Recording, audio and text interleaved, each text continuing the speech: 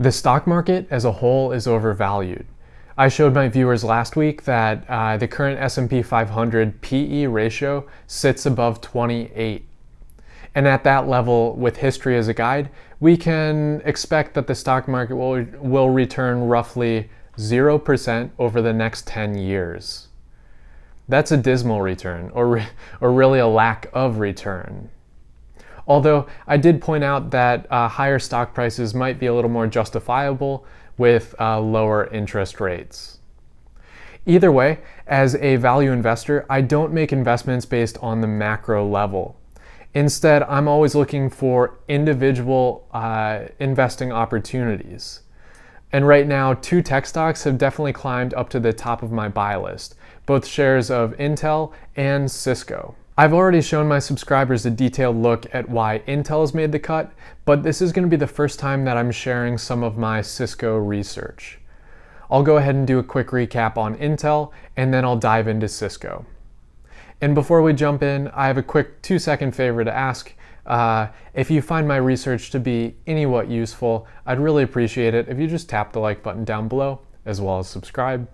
And if not, please let me know down in the comments what I could do to make that happen.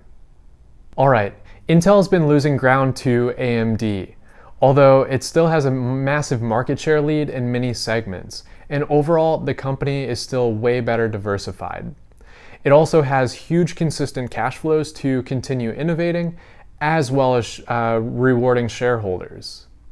Short-term pressure will persist, but I have no doubt that Intel will do well over the coming decades. And one short-term benefit of this recent pessimism is a better buying opportunity. Intel stock is down close to 30% from 52-week highs. And here's one of the charts that I shared recently. You can see Intel has bought back over 1 billion shares outstanding over the last 10 years. And buybacks make more sense when shares trade at lower levels. Not just simply lower price levels, but lower when looking at various valuation metrics. Intel also continues to pay a bigger dividend, and the payout also looks very safe, and that's a huge win in my book.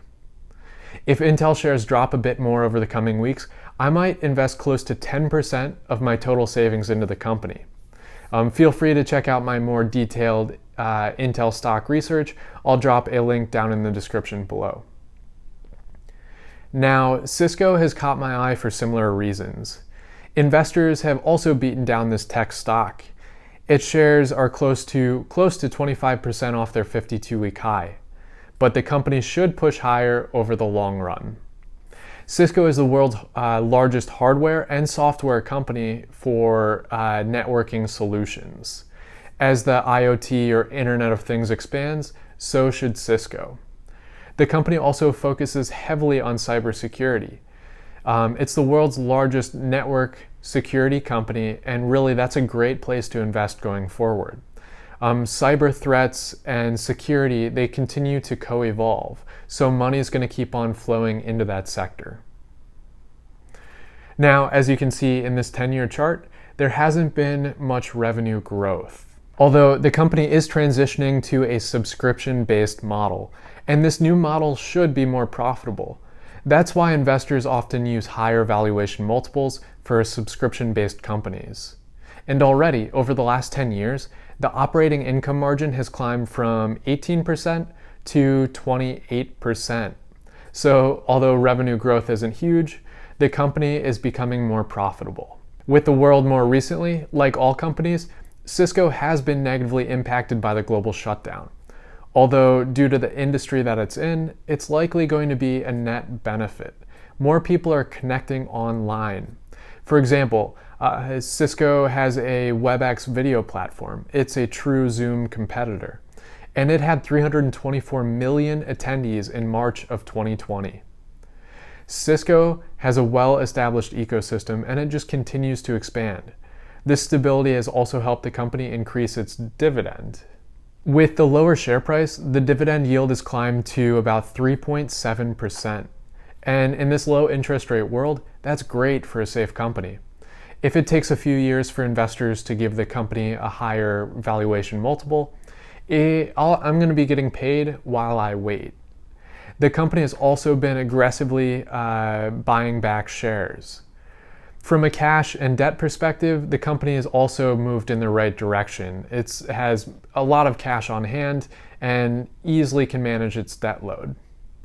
These are just some of the highlights from my Cisco research. Overall, the risk to reward is looking pretty solid. I might soon similarly put close to 10% of my total savings into the company. Unlike some of the bigger tech stocks in 2020, the two companies that I've covered today, Intel and Cisco, look like much better value opportunities. What are your thoughts? Have you already invested or do you plan on investing? Please drop a comment down below. And also while you're down there, I'd really appreciate it if you just tap the like button as well as subscribe. Thank you.